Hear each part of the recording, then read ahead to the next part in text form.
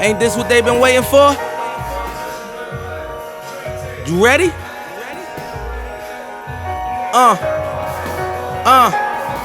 I used to pray for times like this, to rhyme like this, so I had to grind like that, to shine like this. Now, we're going to move on to the Wilder and Robert Helenius fight. We're going to start off with the Caleb Plant and Anthony Direll fight. We did not watch the entire fight. We rewinded back. We watched a few rounds early. We watched the last couple rounds, and then we rewinded back and watched some more rounds. So, Devin, I'm going to give the floor to you on what you saw and what you felt. Plant changed that man's name to Grady. If you look back at the hit was perfect. Like they said, he set up for a body shot. He gave him a quick one. When he came back, he just planted for it. Caught him right here in the chin. My man's neck turned like this. He went from 25 to 57 in a matter of 0.5 seconds. Pretty much. It was tough. It was tough. Plant, before the fight, I didn't see the entire build up, but the clips I did see, there was a lot of commotion from one side coming into Plant's camp.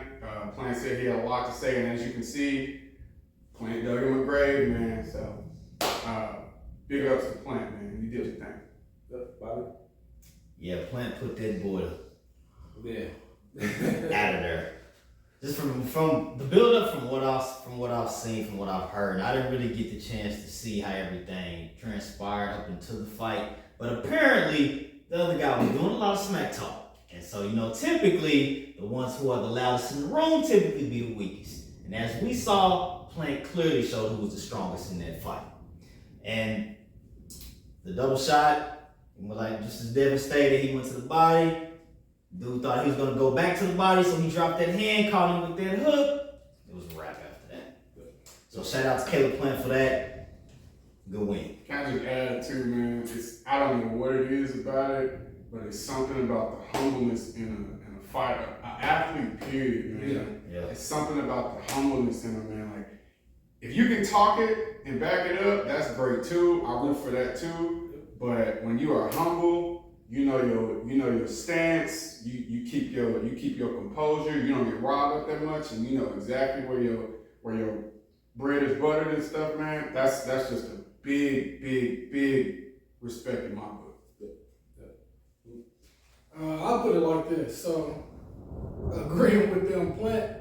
Well, I said before the fight was going to happen that Plant was going to humble him because there was too much talking going on. But on the flip side, because we didn't see the whole fight, and what we did see outside of the knockout, skill-wise, it wasn't that far off from, being equal. Right. They both were throwing good combinations, landing good punches, but like Plant said at the end of the fight, it ain't about race, because dude came in there thinking on some Adrian Bronner. Yeah. I'm doing this for the hood. Yeah. I'm not about to let no white dude beat me up. Yep. You got the skill to win, but your mindset didn't allow you to. That's where I think it was a clear deficit in the fighters. I think Plant came in with a smarter camp and put it to use when he got into the ring. Yep. So with that, for me, I picked Caleb Plant to win this fight. I thought it would go the distance. Not based on anything as far as power or, somebody having a clear-cut advantage. I figured Plant would win this as a decision because of Plant's history. He's not the biggest knockout artist, but that's not to say he doesn't or hasn't shown power. He's shown it few far in between. I just picked him to win on unanimous decision because, to show the boxing world that he is who he is in Caleb Sweet Hand Plant. That's just what I figured. But he got the knockout, just he showed a body punch. He brought it right back up top. That's what he can do with his hands. That's why they call him Sweet Hands Plant, because he can do multiple things and multiple things at the right time. timing, precision beats power and speed at all times. I also think, though, not to cut you off, he came in with a little bit more skill. Because if I'm correct, this is a brand new corner. Yeah. It's a brand new corner. So, foreseeing if he do fights Canelo again, I think it's going to be completely opposite of what happened the first time. Yeah. Yep. That's my predictions. If they do get to fight again, I don't know what Canelo's going to do as far as weight.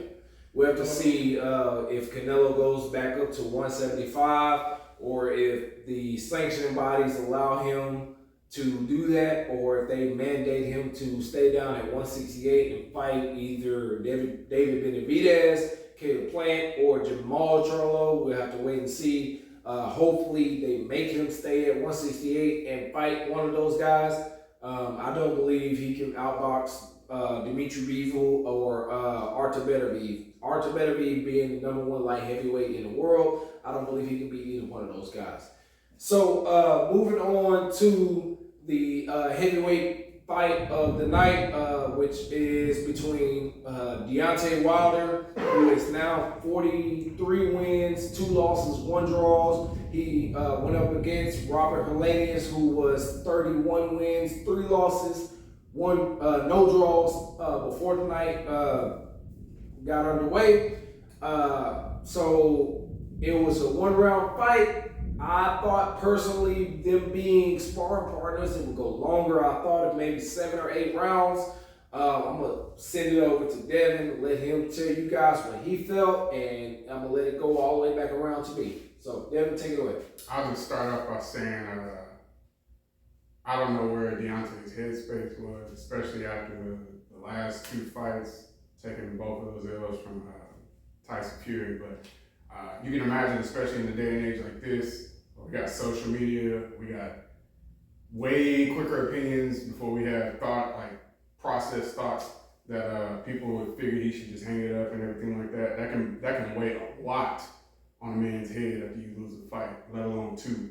And I think like Vic was telling us earlier, he might have even thought in his own head that might have even been like 3 L's because of that draw he had. So I'll say this, with Deontay coming back, he looked like he was focused. He looked like he felt good.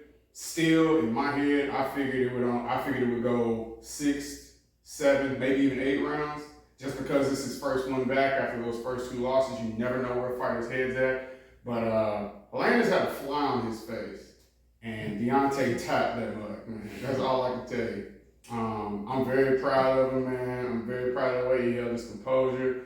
I just hope he can actually carry out and show exactly what he's made of from here on out, period. So yeah, with that fight, I actually watched a little bit of Deontay's camp going into that fight.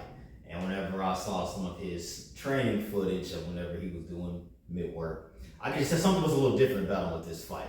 He looked a little more poised. I'd say he was kind of more like, he gave himself time to recollect his thoughts from everything that happened with the trilogy fight with Fury. And so as I seen this going into the fight, I said, okay, he's going to be more focused this time around. I feel like in a way he kind of has something to prove. Just because of the people who may have, back in his corner, all the support, then all of a sudden your favorite fighter loses. And then, typically some fighters tend to lose some of their fan base.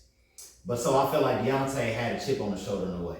And as we all seen, he's still capable of generating some of the best power we've ever seen in boxing history, especially in the heavyweight division. Yep. So after the first round knockout, I wasn't expecting it, to be honest with you. But honestly, just he needed that. That was a sense of, hey, your time is not done. You still got work out here to do. You still got to prove the haters wrong. You still got fan support. You still got people out here who want to see you remain and succeed. So I was very pleased with that performance. And building on that, we'll see where he goes the next direction, whether he goes up against Usyk, or we'll see what goes on moving forward. But in my opinion, Wilder did his thing.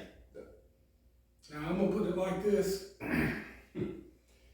We are talking about Deontay. I think a lot of people forget who this man is because Tyson Fury. But you also got to think Tyson Fury, he's the best in that weight class. Nobody's going to beat him, and if anybody does, it's going to be Deontay. Right. But like I was telling them, like we got the way this world works, you can give or get A's from kindergarten to 9th grade, but you get that 1 C, and everybody gonna look at you like, bro, you tripping.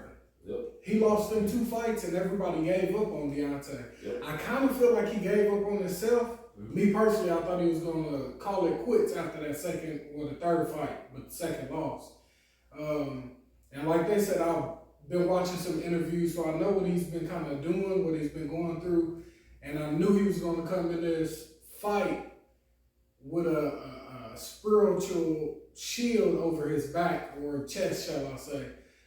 But as far as the fight goes, I won't say I predicted it, but I came in like, yes, you did. I won't say I predicted it because it wasn't a sure thing. I came into it like, what if he knocked him out in the first round? That's what happened.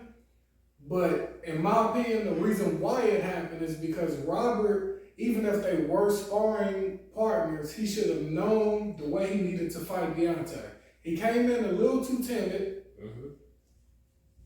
and he paid for it. Yeah.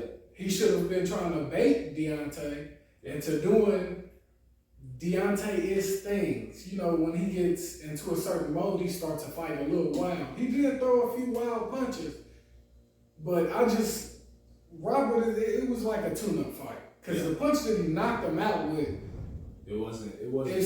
Yeah. Even if you look at it on a replay, you would think like, bro, Right. there's no way. It was a shorthand right. Yeah. Didn't even extend his right, and he was out. Yeah.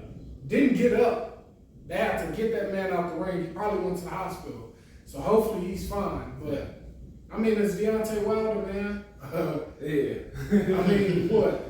90% of his fights are knockouts. Right. I didn't expect nothing less. I didn't expect it to be this first round. Yeah. So, I mean, they didn't even get 15 punches in. right. Crazy. So, a quick history lesson on boxing is with every boxer there comes a puncher, with every puncher there comes a boxer. You look at Muhammad Ali. He was a boxer. And you look at the punchers who were punchers in his time.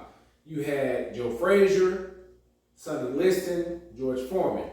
The boxer can always outclass the puncher. But the boxer, in a lot of times, they don't always knock out the puncher.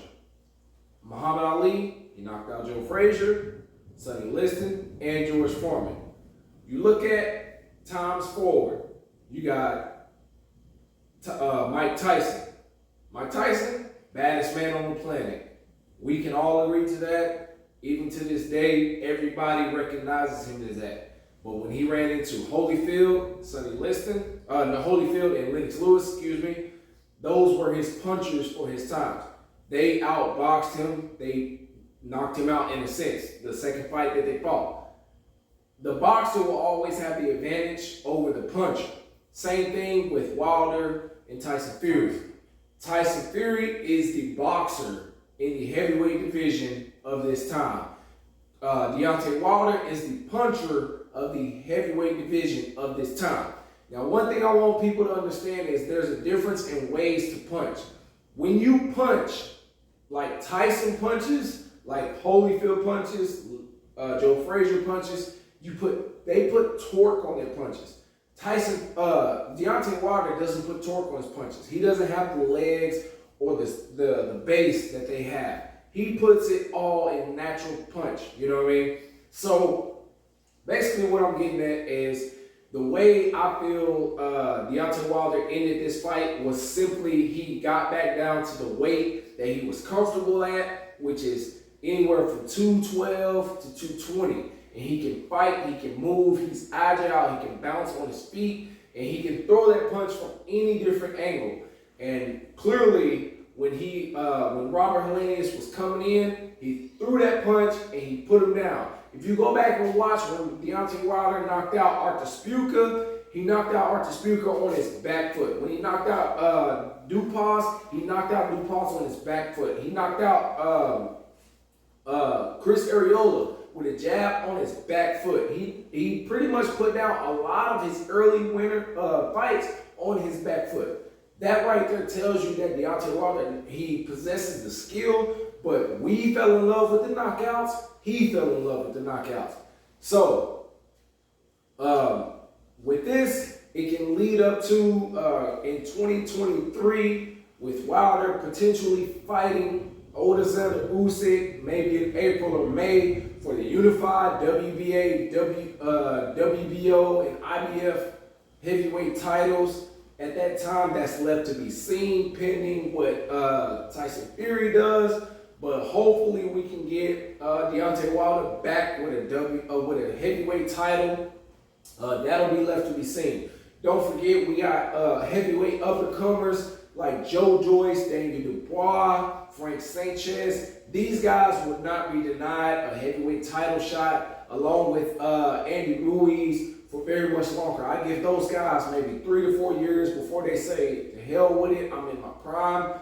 We want a title shot right now. So those guys, we'll see what the heavyweight division looks like going forward into 2023.